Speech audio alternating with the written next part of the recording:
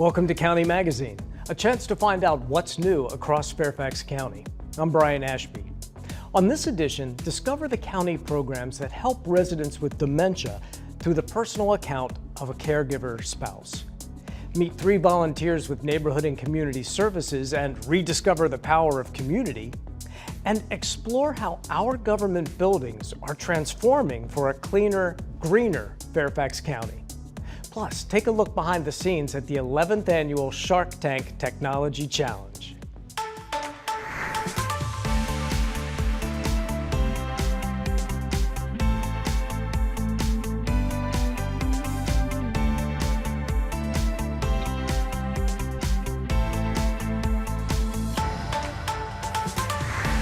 Do you ever forget an important date, an appointment, or someone's name?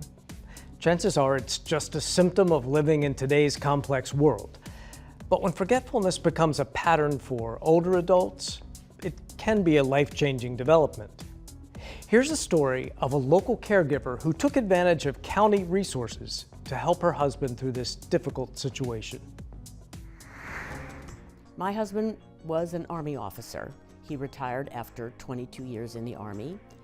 My husband was the main child caregiver for our daughter. I went back to work when she was 3 months old, and he cared for her until she went to kindergarten. That was a very unusual thing to do at the time. Not many men stayed home and were house husbands. I took my husband on a surprise trip for his 75th birthday, and we visited places that he had last visited when he was a child, like Lake George. My husband was an excellent swimmer.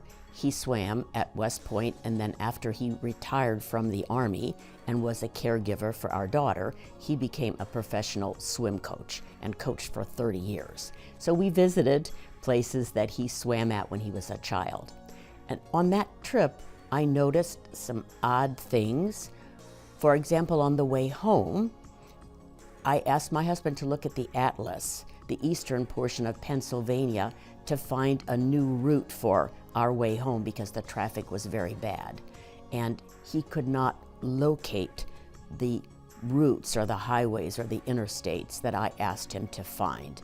And I thought that was quite odd because he was an Army officer and he knew land navigation. So I found a neuropsychology practice and can endure 8 hours worth of testing. It was quite exhausting. And he was diagnosed then when he was 76 years old with mild cognitive impairment. He didn't react a whole lot when he was told, and he was told forthrightly by a neurologist at Walter Reed that he had Alzheimer's dementia.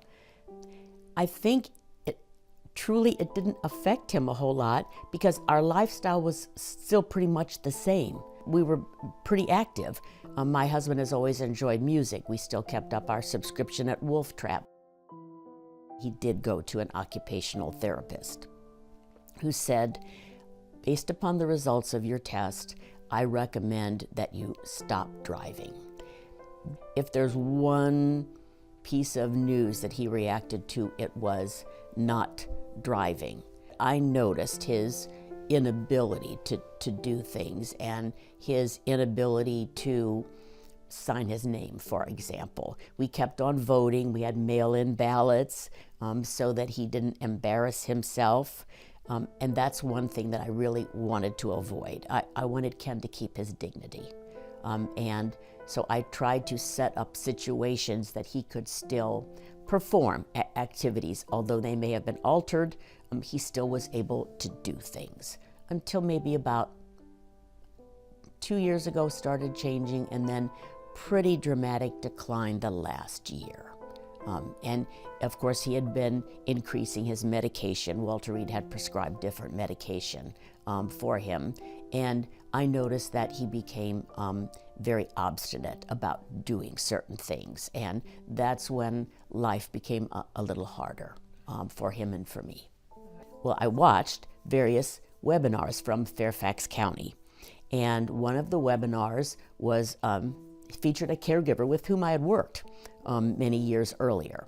And she mentioned the Insight Memory Care Center, and that it really helped her and her husband, who subsequently has died.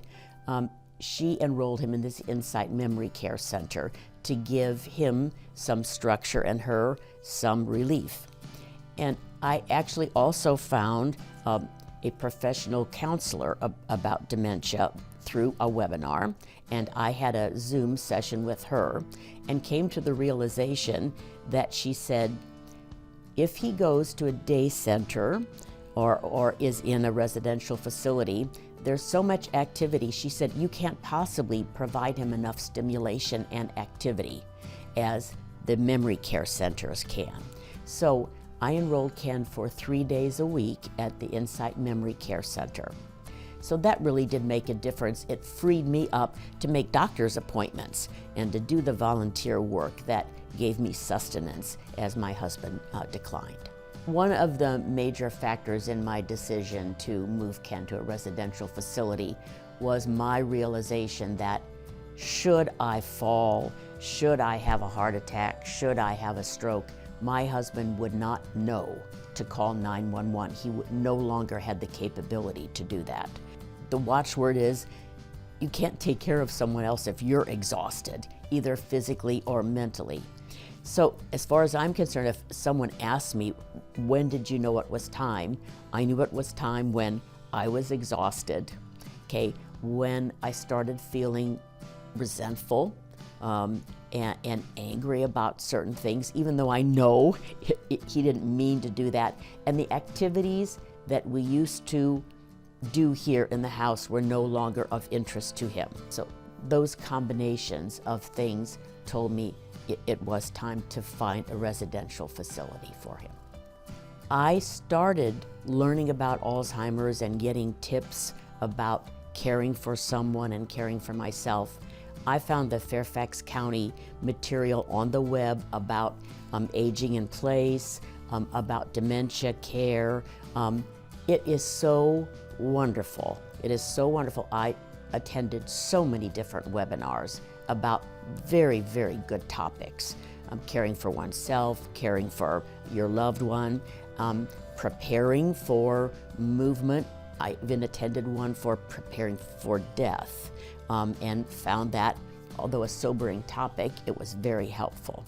So I really took advantage of the resources that Fairfax County government had. And the Alzheimer's Association, I get their newsletter, and they have really wonderful resources as well, and very good educational programs. The most important advice is reach out for help, because you will not make it by yourself.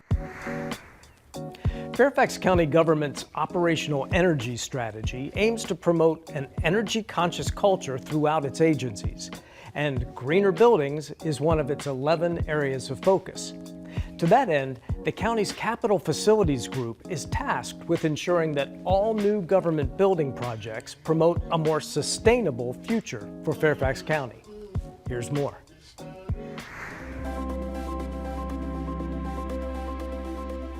Creating net zero energy buildings is a critical component of Fairfax County's operational energy strategy.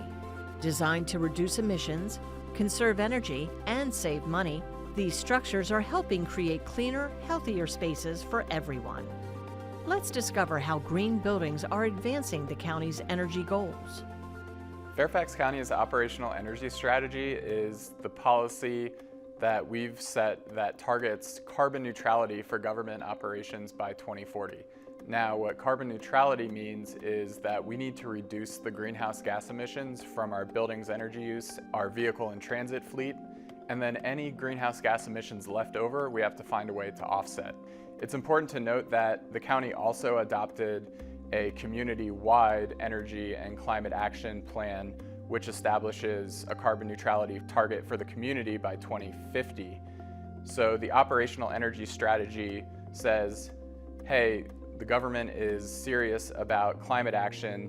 As leaders in this effort, we are going to hit the target 10 years before the rest of the community to show that it is feasible and that really, as a government, we're walking the walk, not just talking the talk. Green buildings is one of the 11 focus areas in the operational energy strategy. And when we talk about green buildings here at Fairfax County government, what we mean are the new buildings and major renovations produced by our capital facilities group. So sustainability is a core value in the design and construction of capital projects in the county, and Public Works has embraced the various goals that have been identified in the initiatives adopted by the Board of Supervisors. One of the key aspects of the operational energy strategy is to design for net zero energy, which means that buildings need to be designed to only consume as much energy that it can produce. All new county government buildings and major renovations over 10,000 square feet are designed and constructed to achieve a minimum LEED Gold certification. Leadership in energy and environmental design includes a range of levels from certified, silver, gold, and the highest achievement, platinum. So the recently completed Woodlawn Fire Station was the county's first project to achieve LEED Platinum certification. The sustainable design features in this facility include energy-efficient equipment and systems throughout the facility, high-efficiency appliances and equipment, LED lighting with occupancy and daylight harvesting sensors, and this building also uses recycled and regionally sourced materials. The facility also provides a solar photovoltaic system that generated 66,000 kilowatt-hour in 2024, which offsets 21% of the building's electricity use, which is actually enough to power 11 homes.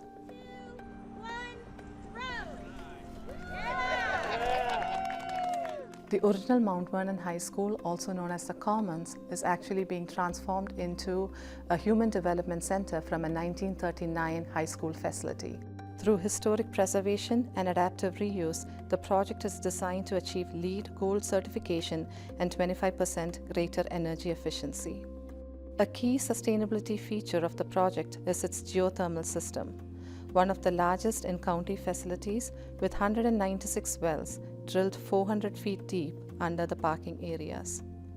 Currently under construction, this project will serve as a model for sustainable redevelopment, blending historic preservation with innovative environmental strategies. The Monument Garage will be the county's first Park Smart certified project, which is another certification system that is used for parking garages. The parking garage includes energy-efficient systems, low-flow plumbing fixtures, electric vehicle charging stations, and rooftop solar panels. To minimize environmental impact, the project includes low-impact development features such as a green roof and rain garden. With nearly 50 green buildings and counting, Fairfax County is championing sustainability by creating spaces that conserve energy and promote the well-being of our community. Through cutting-edge strategies and collaboration across departments, the operational energy strategy is paving the way for sustainable development, ensuring a cleaner, greener future for Fairfax County.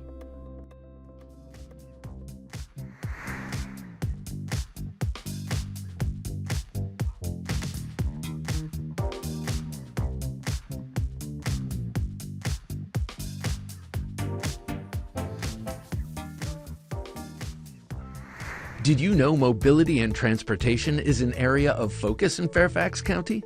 Visit our website and find out how the county is shaping the future of Fairfax to become a place where all residents, businesses, visitors, and goods can move efficiently, affordably, and safely throughout the county and beyond through our well-designed and maintained network of roads, sidewalks, trails, and transit options.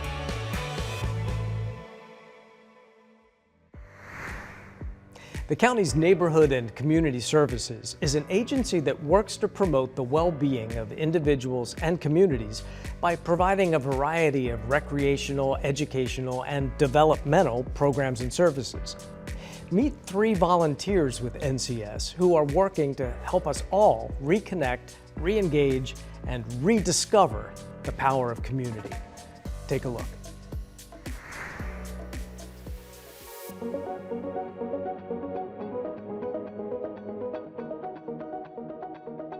At Neighborhood and Community Services, our vision is connected communities where everyone thrives.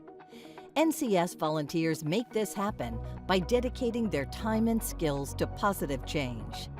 Today, we highlight 3 volunteers who are building community by connecting older adult immigrants, supporting students with retired seniors in schools, and guiding young people toward career and educational opportunities. We invite all volunteers to reconnect, re-engage, and rediscover the power of community. Volunteers with neighborhood and community services play a key role in connecting residents from all backgrounds to services and programs. Social isolation among older adults, worsened by COVID-19, was addressed with virtual programs, transportation, and multilingual services. Lee Jane Chen, Director of Silver Light, has been vital in organizing cultural events like the annual Lunar New Year celebration for seniors in our community. My name is Lee Jane Chen. I'm the president of Silver Light Seniors Association. And I had quite a few years of experience in serving seniors and vulnerable groups. So I think my experience can be shared with Silver Light because the goal is the same. All the purpose is to serve the seniors. Silver Light, we want to unite and serve Chinese senior immigrants. And this organization is run by volunteers. We offer various activities and promote social interactions for the senior. To celebrate Lunar New Year, Silver Light at Herndon Senior Center is the major one. All the branches contribute to this activity, this special event. And so from all these branches, they bring in, say, like different style of dances. And because of my position is the president, so my job is to oversee the whole program across all branches. I volunteer because I think to give back to the community and to have positive impact to other people's life is the right thing to do. Not only help myself to grow personally, I feel I can help others bring up their well-beings in their life. I think it's very encouraging for myself. Neighborhood and community services enhances residents' well-being through resources that reduce disparities. Grand Involve, a key program, recruits older adults to volunteer in Title I schools, fostering intergenerational connections and supporting students and teachers. Edie Walker, a dedicated Grand Involve volunteer, finds joy in tutoring at-risk students. My name is Edie Walker. I volunteer at Bailey's Elementary School, Lower Elementary School. I decided to get involved with Grand Involve because I have volunteered in the classroom before and I've missed it. I enjoy working one-on-one with the children. I want to know about this. So my typical day is, because we're a Spanish immersion classroom, the kids take Spanish half the day and English half the day, and then they switch. So rather than come in twice a week, I just stay all day so I can work with both groups of kids. So having a volunteer gives them another adult to build a relationship with. And for the volunteers, many of us are empty nesters, and so that gives us the opportunity to be with young people and children. I volunteer because in some small way, I hope I'm able to make a little impact on somebody's life. You know, if that child goes home that day just a little happier because they got some attention, to me, that's all it's about, you know, is maybe having a little impact on somebody in a positive way. Baking some cake, right?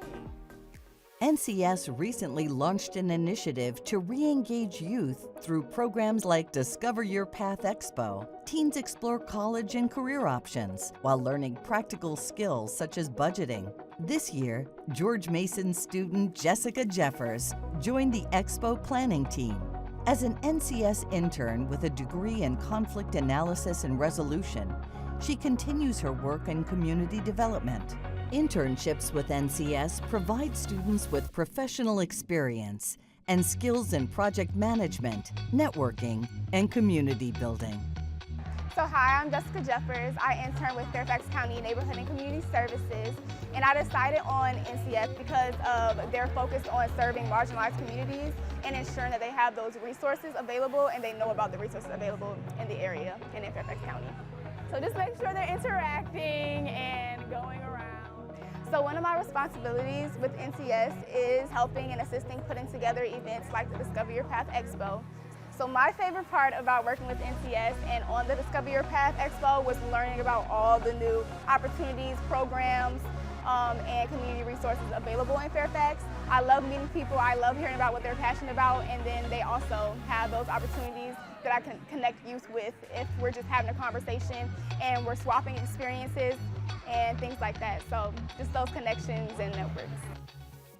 We are truly grateful to our volunteers. Together, we are building a brighter, more connected community. Thank you for your dedication, passion, and service. Please check the Fairfax County Volunteer website and reach out to Neighborhood and Community Services for more ways to reconnect, re-engage, and rediscover the power of community.